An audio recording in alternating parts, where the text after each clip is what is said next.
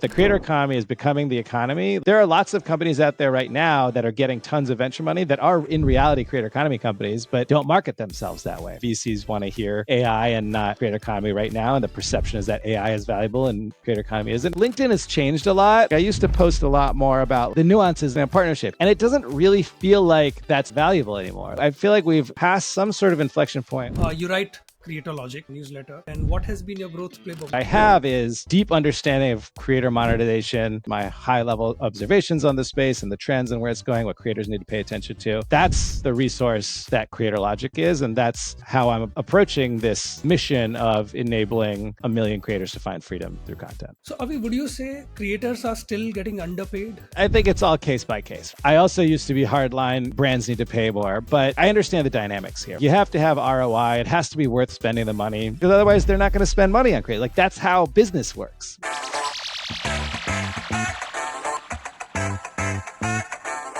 Hello everyone, my name is Shubham Tiwari. I'm the head of content marketing and socials at Phyllo, the universal API for creator data. And I welcome you to another episode of Impulse, Google's #1 rated podcast on influencer marketing. We recently crossed 80,000 subscribers. So thank you everyone for making this happen for us. Today I host Avi Gandhi. Avi has been a driving force in building bridges between brands and creators, sharing his insights on LinkedIn and through his newsletter, Creator Logic. With his consulting firm, Partner with Creators, he's helping brands develop impactful strategies for creator partnerships. If you have been in creator economy for long enough, you must have seen his, thought leadership pieces. You must have seen him on LinkedIn, on some other podcasts. I certainly have been following him for the last 2.5 years, and I've learned a great deal. And the idea was to bring Avi on the first season, but now he's on the season 2. So yeah. That's a pleasure for us to have him. Avi has been, active in digital media for the past 15 years. He has pioneered, creator representations at William Morris Endeavor, a Hollywood talent agency.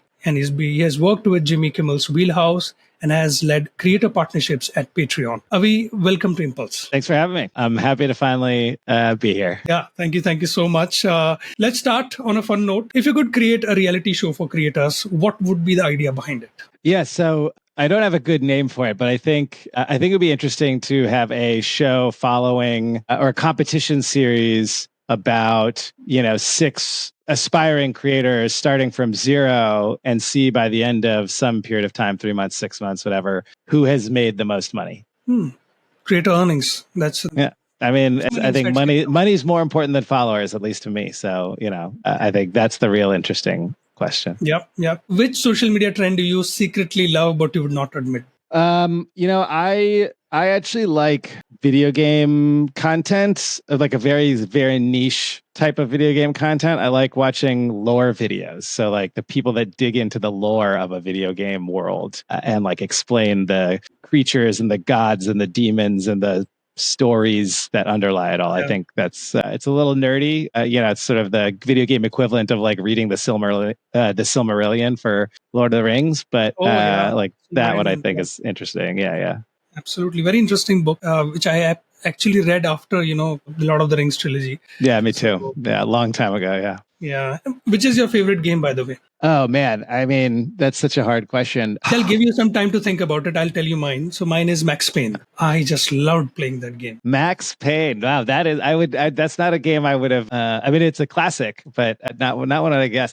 I mean, my favorite game of all time is probably Final Fantasy VIII. I played that 5 times. I beat that 5 times, including like I bought the remastered version a year or 2 ago and beat it again just for fun. I actually have like the old strategy guide in the bookshelf behind me. You're a proper nerd when it comes to video games. Yeah, I mean, I'm a proper nerd just in general, but yeah, for sure. Yeah. Wonderful. So now we know, the answer to the question that if Avi were not in creator economy, he would have been a video game, nerd, I guess, full time. I mean, yeah, I did actually early on work, like, when I was representing creators, I was doing some of the early deals between creators and video game companies, less like influencer marketing and more IP partnerships. But yeah, I spent a few years in the video game space. It's been a while, but definitely an area that I enjoy. Nice. Who do you like more, Speed or Kaisinet? I don't really follow the like the Twitch type streamers. I don't, I think I did like Kai Cenat's recent like subathon trailer with Kim Kardashian. That was like a Sopranos spoof. I thought that was very cool and very clever. And so I think, I didn't really care one way or the other about him. But after that, I think, the guy's got a great creative vision. So I think he's interesting, but I don't really, I don't spend much time in that space because like, for me, I'd rather play the games than watch them. It's the types of game videos I really like are the lore videos. Like I want to know more about the worlds that are being built. Yeah. Well, anything to do with Sopranos, I love. I mean, Sopranos is my all-time favorite TV series. So. I think you and a lot of people in America too. Yeah, it's like everybody's favorite. Yeah. Sopranos, the Sopranos, The Wire, Breaking Bad. And Mad Men, yeah. Breaking Bad too. Can't forget Breaking Bad. Oh yeah. That's definitely there. What's a creator collaboration you'd love to see happen? A creator and a brand. Oh, that's an interesting question. I would love to see me collaborate with Hoka, but so I mean it'll never happen. I'm not an athlete, but I just wear Hokas everywhere because they're so comfortable. But I think probably. Oh, you know what? I don't know. I don't like spend that much time thinking about that kind of thing. I probably should spend more time thinking about it. I think like brands are starting to notice and like try to figure out anime as a category in the same way that 10 years ago they were trying to figure out video games. And I think just like with video games, creators are the path to brand marketing in the world and the audience of anime because like it's hard to integrate a brand into a animated show that takes place in a different world. You can't really have like a Pepsi logo in, a pirate world of One Piece. It just doesn't make any sense. But there's lots of creators making content about these worlds and cosplaying and, all of these things and partnering with those, I think is going to be how brands really market against the anime audience. So I would say more big brand collaborations with anime creators in general. Wonderful. That's very interesting. Let's get into, creator economy now. What got you started in creator economy? So I kind of fell into it a little bit. I was actually originally in music. First off, like I started in the mailroom out of college. I mean, everyone does. It's kind of a classic. There's a book called The Mailroom that's like all the stories of all the Hollywood moguls that started in the mailroom, and it's everybody. And so, I graduated from Yale and then went to the mailroom. And my parents were thrilled by that. Kind of worked my way up, but I was in the music mailroom, and so like most of the people in music were booking agents. They represent artists and they book them on shows. But I was interested in digital media in college. I had interned over 4 years for a startup. And so, they looked at my resume and they're like, oh, you're kind of a digital type kid. You should go work for this woman, Suzanne Brantner, who was doing label services, a group called Self-Serve. Basically, like, this was back when artists were just starting to realize, hey, maybe we could release direct to fan. Like Radiohead put their album up on their website and everyone went crazy, that kind of thing. And so we were basically allowing artists like Aretha Franklin and Paul Van Dyke and, Metric and Ice Cube and others like this to self-release their albums rather than go through a record label. And so I worked for her and was basically doing the label operations. I was working with web developers to stand up like a direct-to-consumer site, right? This is before Shopify, by the way. We were using Topspin, which was a kind of a precursor, and stand up the like e-com store and go to, like work with Apple and Amazon and Google Play stores to get the music up and all that, running these label operations. And then that sort of became the digital department at WME. And then, things changed as they do. Suzanne left. I stayed. The new boss was more focused on digital content and content distribution monetization. This guy, Chris Jackaman. And then a guy named Dan Porter joined. Dan Porter is now the founder and CEO of Overtime. Between the content focus and kind of this like emerging business focus that Dan brought to the table, we started trying to figure out how do we, like, what are the trends and how do we actually like get William Morris into those spaces. And creators are one that were kind of interesting. We had actually our TV group was signing some of these early YouTube creators and thinking like, oh, maybe we could sell a reality show or maybe we could put them onto a reality show or something like that. But like Hollywood hadn't really figured it out yet. And so a lot of those TV agents say, hey, we signed this YouTube kid, like you're digital, you figure out what to do with him. And so we started representing these creators and figuring it out. We would like go out and cold pitch brands to partner with them. And we would think, oh, maybe, this creator's got a book idea. Let's go convince this publisher to make a deal. Or this kid's got an idea for a show. And I say kid because at the time they were all kids. It was all like teenagers, basically, and maybe early 20s somethings, right? I mean, like I was in my early 20s at the time. And so we were figuring out all of the monetization models that today everyone takes for granted. We put the first creators on tour. We did the first YouTuber book deals. We did the first like YouTuber video game partnerships, crowdfunding campaigns, all of these things. So they were heady time, but like I just sort of fell into it. And it's a good thing I did because I got promoted quickly and became an agent in, 2.5 or 3 years. And usually in music, it's like 5-6 years of like being an assistant booking show, like working under some agent before maybe you get promoted, maybe not. And so I sort of found a faster path by going into this new unknown that ended up being kind of the future of the business. Right. That's very interesting that you say that, at that time, Hollywood hadn't figured it out, how to, work with creators. Do you think they have figured it now? Like, do you see Hollywood not yet. in the right moves? Okay. No. I think, well, it depends on how you define Hollywood. I think that creators are slowly penetrating the outskirts of Hollywood. Talent agencies do represent creators now. It's actually one of the most profitable businesses at any of these agencies. Although I would argue part of that is that they just, they have a bunch of young agents that they don't have to really pay that well versus like the talent agents in movies have to get multi-million-dollar compensation packages. But that's a different argument. It is still like a huge business, still growing fast. During COVID, all the agencies laid off lots of people from different departments, but they grew their digital departments. And so the agencies are in the game. There are some production companies that have started to enter the game, right? I worked at Wheelhouse, which is, was co-owned by Jimmy Kimmel. It's Brett Montgomery, the former CEO of ITV America's company. And, I worked with them to stand up their digital media business. And so they produce TV shows and Netflix shows, but they also produce YouTube channels and podcasts in partnership with big creators. And they've actually done some bridging. They produced the Hype House show for Netflix. And, like the streamers are starting to invest. Obviously, Amazon's got a bunch of money into Mr. Beast, and like Netflix has dabbled in the shows here and there, Hulu, the D'Amelias, etc. But in general, considering how many creators out there, how much watch time, like people spend on creators, frankly, like how much creator content consumption dominates traditional media content consumption from like share of mind, share of voice, share of dollars. Well, not yet share of dollars, right? That's like the thing. It's like, that's the goal. Yeah. The industry, whether it's the studio system, television, film, any of these spaces, and then the money, right? Brands and even consumers to some extent have not yet caught up to merge these traditional spaces in with the creator spaces. There are signs that it's slowly happening, right? We had a film by Sam and Colby in US theaters over the last few weeks, and that was a very profitable venture for them. But it wasn't big by Hollywood standards, right? I think its total gross is a few $1 million. It cost, less than, $100K to produce and market. So like the profit on that is enormous. That's a great margin. But like, would Disney care about that? Probably not. And so, I think the future is probably that Disney looking at that saying, well, this is super profitable. And if we had put our Disney marketing dollars behind it and our brand on it, maybe it would have made $100 million instead of like $3 million.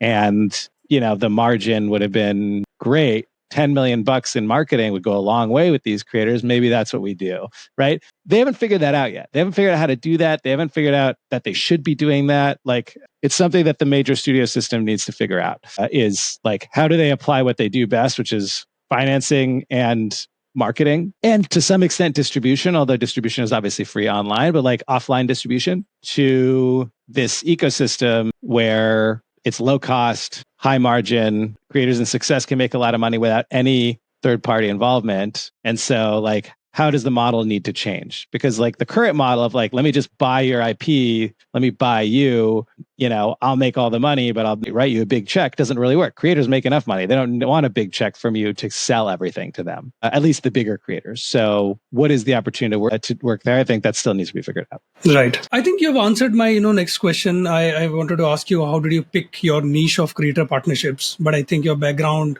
with music in label industry, and naturally negotiation I think comes natural to you. Yeah. As an agent, negotiating is what we did. Doing partnerships is what we did. So that's how I started my career, and how it's just continued naturally. So, Avi, would you say creators are still getting underpaid by their standard, by the distribution that they have? You mentioned like the screen time or watch time they are getting out of my life. Let's say I'm scrolling every day. I'm watching more of Mr. Beast than any Hollywood star, but he's not making as much as a Hollywood star, right? So, would you say they are still underpaid in brand deals? Should they get paid more? Or you can tell us more how much they are getting paid. Well, look, I think it's all case by case, right? Like, first of all, I think Mr. Beast makes more than the vast majority of Hollywood stars. The number of Hollywood stars who make more than Mr. Beast, you can count on one hand, right? Like The Rock, Kevin Hart, like whatever. It's like maybe two hands, right?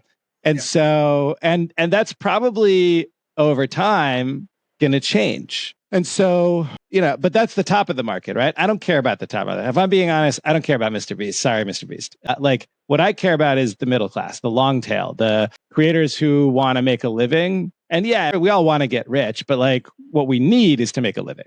And so that's my mission, is to help 1 million creators enter the creator middle class. And to that end, I think in some ways, yes, I think there's lots of opportunity for creators to monetize and make money well. I think that the systems to make that automatic in some way aren't really there. So like, YouTube pays so much money to creators, but still pays 55%, right? Like is the partner program. We could have arguments all day about whether that's fair or not, but it's a big cut. Instagram doesn't pay anything. So like by that standard, like YouTube's great, YouTube's perfect. And so like it's all relative. And I think that like obviously YouTube needs to make money. They're providing distribution, they're providing the brand dollars. And so I used to be much more inclined to argue that YouTube needs to pay more, but the reality is like other platforms need to pay, period. Right. Yeah. In terms of brand deals, like the reality is I also used to be hardline, brands need to pay more, but I've worked on the brand side now. I've worked on the business side, and I've worked on the creator side. And like, I understand the dynamics here, right? Like you have to have ROI. It has to be worth spending the money. Like ultimately we want brands to be making a profit on off of marketing through creators, because otherwise they're not going to spend money on creators. Like that's how business works, right? Yep. And so I think it's really up to the creator and the brand to figure out the right way to partner on a case by case basis. And my goal, as well as the goal of other great creators, is to help other great meta creators, is to help creators understand how to do that, right? Like brands that are marketing for performance, they want to empty the bottom of the funnel. They're just measuring like, hey, if I pay $1,000 to this creator, do they give me $5,000 in revenue or something or profit? Like those brands are necessarily going to pay less or want to pay less than brands that are doing it for awareness and brand value and reach and hitting the right audience. And there's pros and cons to both of those, right? Maybe the first brand is willing to pay a commission. And if you are a creator that actually can move product, you can make a lot more than that, the little fee that the brand might pay you. But if you're not, then that doesn't really make sense for you, right? And so like, as a creator, you have to understand who you are, who's your content, or what is your content, who is your audience, and like what's the model that works best for you. And likewise, as the brand, you need to understand what your goals are, and you need to be able to work with the right creators, pick the right creators, and work with them to make it a win-win. Yeah. And speaking of helping the long tail of creators, you write Creator Logic newsletter. Please talk about the newsletter, how you started it, and what has been your growth playbook. Because I personally want to know whether I want to grow my own newsletter.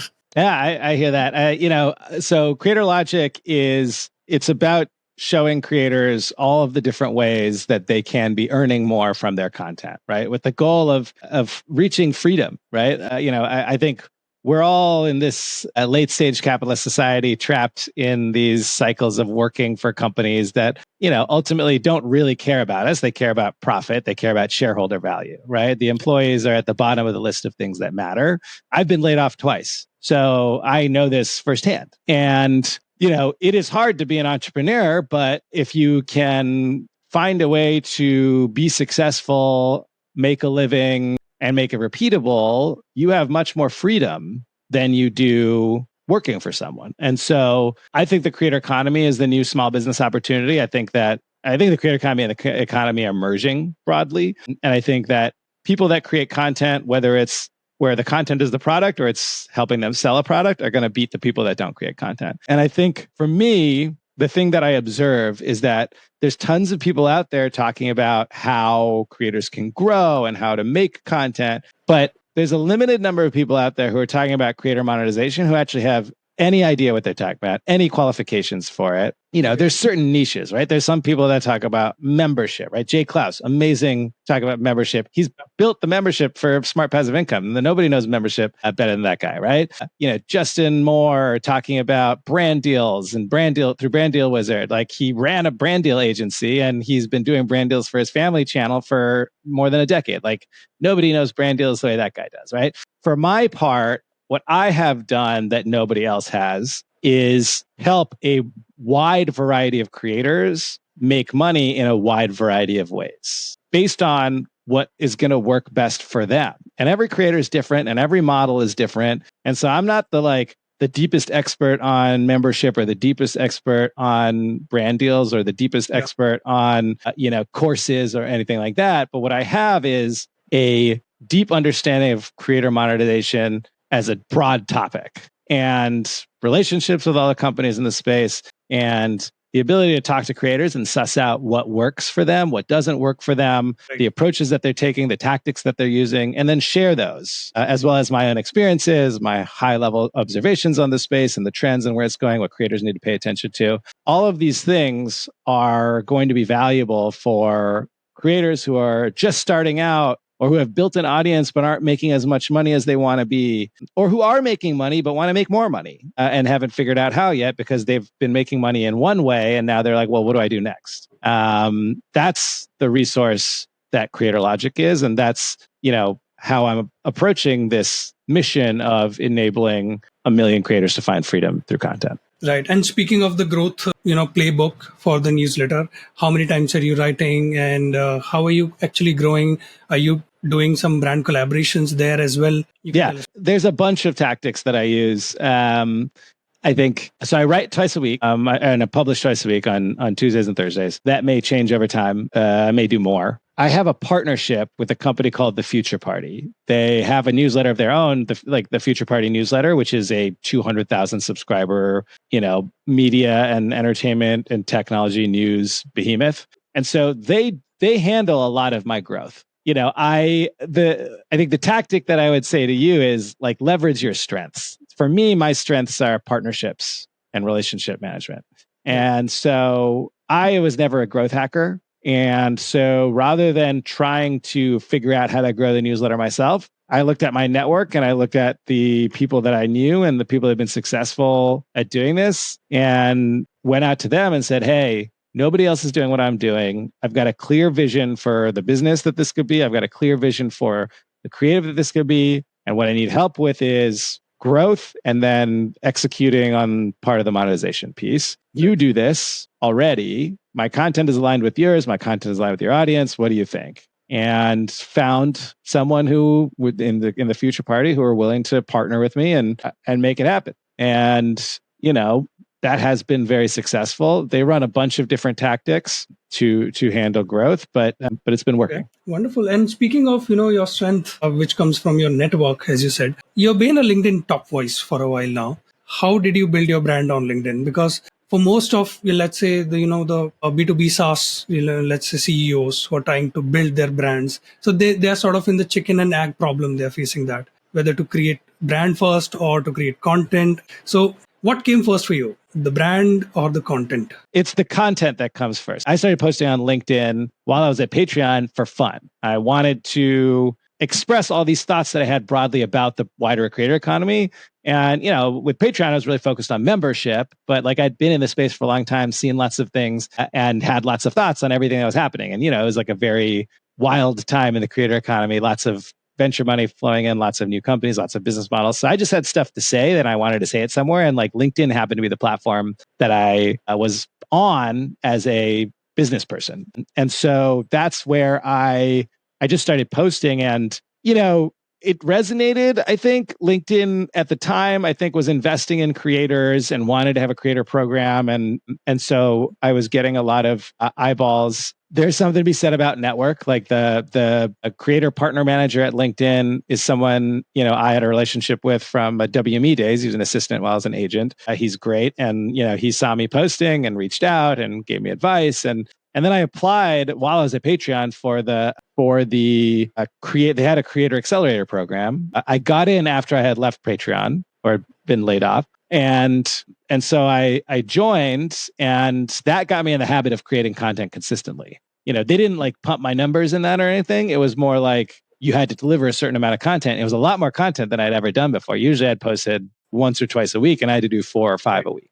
And so that got me in the habit of creating consistently, which the more you make, the more you grow. And somewhere along the way, they did like a top voice of the creator economy profile thing. And, I was one of the more senior people posting. And I like to think that the content that I write is pretty unique and it's pretty good and thoughtful and analytical. And they agreed. So they actually, I didn't ask them to make me a top voice or anything like that. They picked me and put me on the thing. It was a no-brainer, actually. If you're not a top voice, I don't know. I appreciate it. Yeah. I try. It's interesting. Like LinkedIn has changed a lot. And I also think the creator economy space has changed a lot. Like I don't post tactical stuff like I used to. Like I used to post a lot more about like, here's the nuances in negotiating a partnership. Here's a story about a partnership I did, that kind of thing. And it doesn't really feel like that's that valuable anymore. Like I feel like we've passed some sort of inflection point where I think part of it is, one, there hasn't been a ton of new money in the space, so there aren't a ton of new companies. So all the companies that have been in the space now largely have been running for years. So they know they've had enough hands-on experience that like they don't need creator partnerships advice anymore. And the few new companies that there are able to hire experienced people very easily because there's been lots of layoffs. There's been lots of experienced creator partnerships people who are on the market. And so broadly, like, me talking about creator partnerships isn't really that valuable anymore, I don't think. Maybe it will be again one day once VC money comes back in and, creator economy winter ends and there's a bunch of new companies and all that. But what I found is like much more interesting and valuable for people is the high level talk. It's about talking about where's the space going? What are the trends? And doing it on video. And so that's what I'm now investing in is like, over the next couple of weeks, I'm right now stockpiling short form video for LinkedIn and other socials as well. Why not? And I'll be starting to post that. I'm probably starting next week on a more consistent basis, and we'll see where that goes. But I will be more focused on speaking to creators directly about monetization, because I think that's still a big problem, a much bigger market. And I think there are a lot of creators on LinkedIn. The interesting thing about LinkedIn is that like, because it's a job platform, people aren't necessarily sharing everything they're doing. You don't want your employer to know that you've got a side hustle on Instagram, right? And that actually hurts me, because if I talk about creators, people aren't necessarily broadcasting that they're creators, even though there are a lot more creators out there than might, say, hey, I'm a creator on their LinkedIn profile, right? Because even the side hustlers count. And so, and for me, the side hustlers are actually like among my core audience, because they're the ones that want to figure out how to make more money. So I think to some extent, video is a necessity, because you get more distribution from video, and those people will find it easier. Absolutely. Speaking of strategic, decisions, how do you feel data analytic tools like Phyllo's can help brands take better decisions when choosing creators? Let's say the tools that bring out more insights for the decision makers. How do you see them shaping up this, immediate future of creator economy? Yeah, I mean, I think that the creator economy is unique from, like, say, Hollywood, for example, because data plays as big a role as creative. And I think there's kind of good and bad aspects of that. I think the bad is that people and companies tend to err towards over-indexing on data, because that's all they can measure. That's all they can really understand. It's hard to really know if creative is going to be good or not. A lot of it's subjective. A lot of it is like, and that's why they call, visionary creators visionary. And so I think that, the last generation of analytic firms are just measuring the data that's output. I think what's going to be interesting is seeing how AI plays into it, understanding language, understanding trends, and being able to tie those in with like the demographic analytics and the content performance analytics in order to help make decision making that, while it won't be necessarily creative, it will at least have a better understanding of what certain aspects of the creative, how they play into the rest of the numerical pie, as it were. Okay, interesting. So do you see a role of, data-driven solutions in helping smaller brands or the long tail of brands enter the creator economy space effectively? Not just brands, big brands doing, using these tools. In your experience, like when you deal, let's say, how big, the size of is of a brand? I'm still not sure. So do I see a role of data analytics tools helping brands do this? Yeah, the long tail of brands, because brands I see. So I don't know how Phyllo plays into this. So if this isn't the answer you're looking for, sorry. But I think that they have to. I think like there have to be tools for the long tail. There aren't really yet, right? Like, a coffee shop can't afford to pay $5,000 a month for creator discovery software. I think this is one of the biggest opportunities in the space. I think that whoever figures out how to make it as easy for a small business to spend $100 to target and partner with and leverage the right creator or creators to promote their business in the same way that you can spend $100 on Google ads or Facebook social ads. Whoever figures that out is going to have a $100 billion revenue company, because 70% of Facebook's revenue is SMBs, probably similar percentage for Google. And unfortunately, right now, the influencer economy is really more for large businesses because it's not a scalable operation. And so whoever can do influencer marketing, and remember, it's not just like, oh, we can like broker the deals. It's like picking the right creators, right? The reason that Google and Facebook are $100 billion revenue companies is because like the ads work. People come back. You spend $100, you make a $500 profit, you're going to spend more, right? And so whoever figures out how to automate influencer marketing in terms of picking the right creators, in terms of, making the transactions smooth or even like, invisible, and actually show that there's an ROI being generated so that someone is like, oh, I better spend more because I can make more money. That's how you make tens of billions of dollars. Well, speaking of, making a lot of money, I saw that, your sponsored posts made around, more than $100,000 for the companies that you endorsed. I mean, we have also done at Phyllo, sponsored posts, and it didn't really work for us. Like I personally handled, a couple of them. What kind of brands are we talking about, and what's the secret sauce? I mean, that's massive, return on investment. Yeah, it depends on the product and on the creator and the target, right? Like my most successful brand partnerships have been with companies that speak to the specific segment of the creator economy that follows me. Influencers Club is the company that I've had the most success with, and it's because their customers are creator economy companies and founders of these companies and the companies adjacent to them. And those are exactly the people that follow me, that care what I say, who have problems, that are looking for solutions. Like the reason I partnered with them, I reached out to them because the most common question I got was, how do I get creators to use my product? Well, they offer a service for that. Now they offer a dashboard for that. And now they offer an enrichment tool for email lists and that kind of thing. And so newsletter today that just went out today on creatorlogic.com is about this. It's about like how I set up this referral partnership with them. So if anyone's interested, go read that, creatorlogic.com. Wonderful. We'll put the links of your newsletter in the description of this video. And when do you see this winter, going away from creator economy? So I don't necessarily think that the winter ends. I think that we stop thinking about it that way, right? The creator economy is becoming the economy. Like there are lots of companies out there right now that are getting tons of venture money that are in reality creator economy companies, but don't market themselves that way, right? Like AI companies, for example, many of these generative AI companies, their users are creators. But like OpenAI isn't saying, hey, we're a creator economy company, even though, or Midjourney isn't saying we're a creator economy company. They're saying we're AI companies. And that's in part because of the meta of like fundraising, and VCs want to hear AI and not creator economy right now. And the perception is that AI is valuable and creator economy isn't. And that's all the meta. Is it real? Is it not? I would say that like 6 of one, half a dozen of the other. And ultimately, this is going to be the case for everything. There's going to be lots of companies emerging that are really creator companies in one way or another, but are not marketing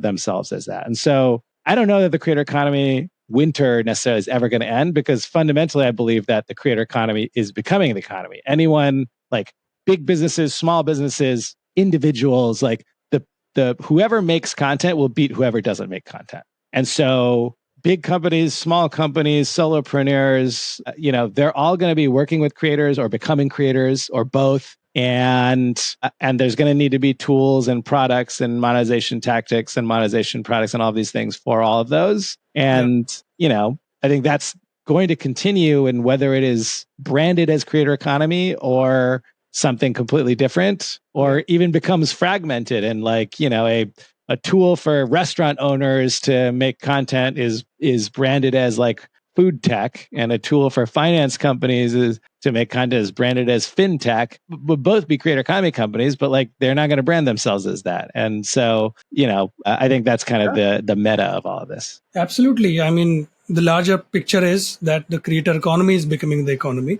and everyone needs to create content, as Avi said, because it's becoming mainstream. And because it's like the way that you build trust with consumers, right? Like ultimately, that's what it's about. Content builds trust. Yeah. What is more compelling? Like a website with pictures of food that you made, or like a actual customer at the restaurant taking a video saying, "This is the best cake I've ever had. Oh my God, it's so tasty. Look at it. Look at the frosting on it. Look at how good that looks." Like obviously it's the second one. Yep. Of course it's the second one. So that's got to be what happens everywhere. Yeah. And I think this is, a subtle message for all the B2B SaaS companies in particular, whose websites look eerily similar, and they need to, think outside the box. I think creator economy is like B2B is the next big field for the creator economy. I think like B2B companies, every B2B company, I've talked to a bunch of B2B companies. I was actually a speaker at GTM Summit in Austin a few weeks ago and spoke to a lot of B2B companies there. And the interesting thing is a lot of them were talking about content. They are investing in content. They're investing in like making their CEO a thought leader. They're producing content on LinkedIn or blogs for SEO or that kind of thing. But like blogs for SEO aren't actually authentic, good content, right? Like they're mostly garbage. Google, just to please Google. Right. You're pleasing Google, not the consumer, or not your partners.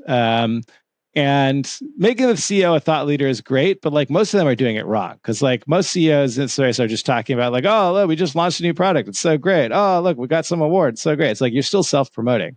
Really, what matters is like customer content. What matters is like influencer content. It's like what matters is showing your product in a way that you probably can't as the person that makes the product. Everyone thinks that they know best how to do their messaging or how to showcase what they do. But like, the testimonial that I have from Influencers Club is the CEO saying, Avi explains how Avi showcases how our product works better than we do.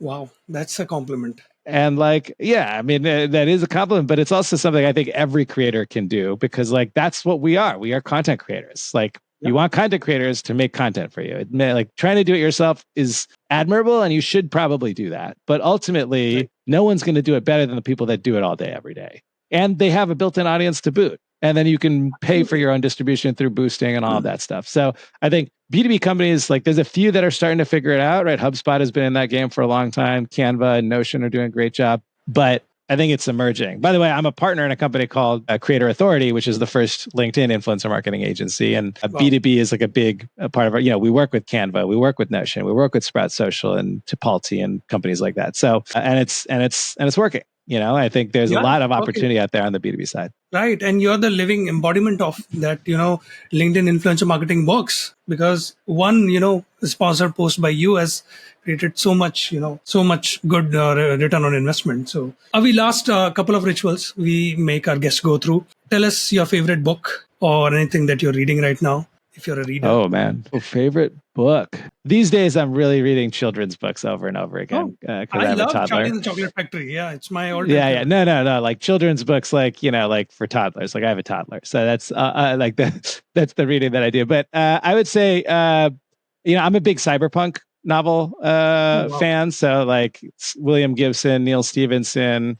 I also am a big fan of Ken Liu, who created like a whole new genre called silk punk, which is kind of like, it's sort of Asian influenced fantasy and science fiction. So I think I would shout out Ken Liu and his Dandelion Dynasty books as like I think those are the last like good series that I read. And I'll definitely check them out. Yeah. And speaking of shout outs, huge shout out to Justin Moore from Creator Wizard, because we had him on this podcast earlier. Oh yeah, he's a good friend. He's awesome. Wonderful. He's awesome. Last thing, would you like to nominate anyone for our show? Oh, Anyone as interesting as you? I mean, I don't know if there's anyone as interesting as me, but I could try. I did. You guys had Jim Louderbeck on. Yes, we had Jim Louderbeck. You should get Jesse Grossman from Women in Influencer Marketing. We hosted her in the first season of Impulse. See, we host all the right people. Oh wow, okay, all right. I mean, I think you know a lot of my people, and you've had Justin, Phil Ranta, maybe.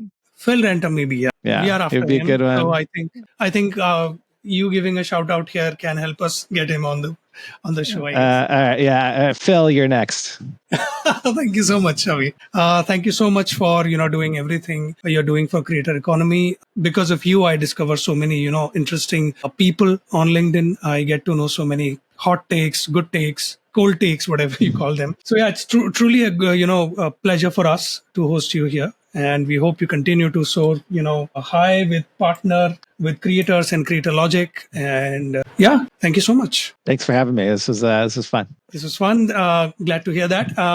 And if you like the show, please let us know. You can comment in the comment section. You can follow Avi. We'll put his socials in the description of this video. Follow him. And please wait for the next episode. Thank you. Impulse, the influencer marketing podcast, is brought to you by Phyllo.